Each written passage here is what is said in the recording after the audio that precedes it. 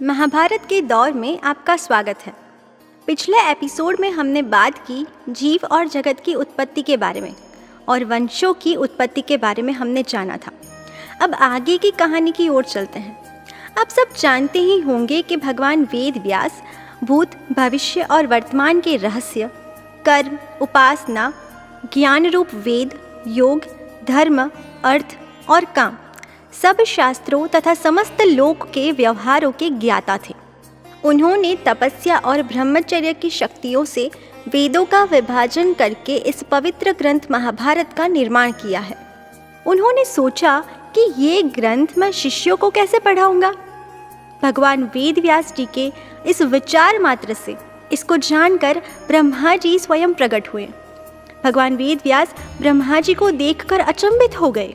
उन्होंने प्रणाम किया और ब्रह्मा जी को आसन पर बिठाया, उनका आदर सत्कार किया। उनकी आज्ञा से उनके पास बैठकर व्यास जी ने अत्यंत प्रसन्नता के साथ हंसते हंसते कहा, भगवान, मैंने एक श्रेष्ठ काव्य की रचना की है जिसमें वैदिक और लौकिक सारे विषय हैं और ये काव्य विविध विषयों तथा जीवन के ज्ञान से भरपूर है, परंतु पृथ्वी में इस ग्रंथ को लिख पाए ऐसा कोई नहीं है और यही बात मेरी चिंता का विषय है। ये सुनकर ब्रह्मा जी ने कहा, महर्षि, आप तत्व ज्ञान के ज्ञाता हो। मैं आपको तपस्वी और श्रेष्ठ मुनियों से भी श्रेष्ठ मानता हूँ। आप अपनी वाणी से सत्य और वेदों के अर्थों का कथन करते हो, इसीलिए आप आपके ग्रंथ को काव्य कहते हो। वो आपका कथन सत्य होगा।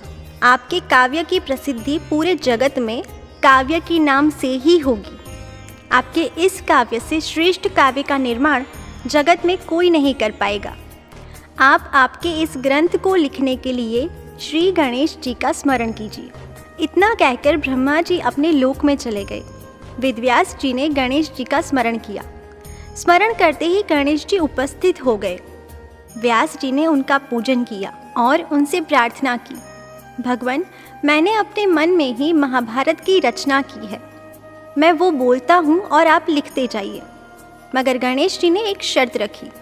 वो बोले, अगर मेरी कलम एक क्षण के लिए भी ना रुके तो ही मैं इसे लिखूंगा। व्यास जी ने उनकी शर्त को मान लिया और कहा, ठीक है, पर आप समझे बिना, अर्थ जाने बिना कुछ मत लिखना। गणेश जी ने तथास्तु कहकर लिखना शुरू किया। भगवान व्यास जी ने भी कुछ ऐसे श्लोक बनाए कि जिसका मर्म, अर्थ गूढ़ हो, जो आसानी से समझ ना आए।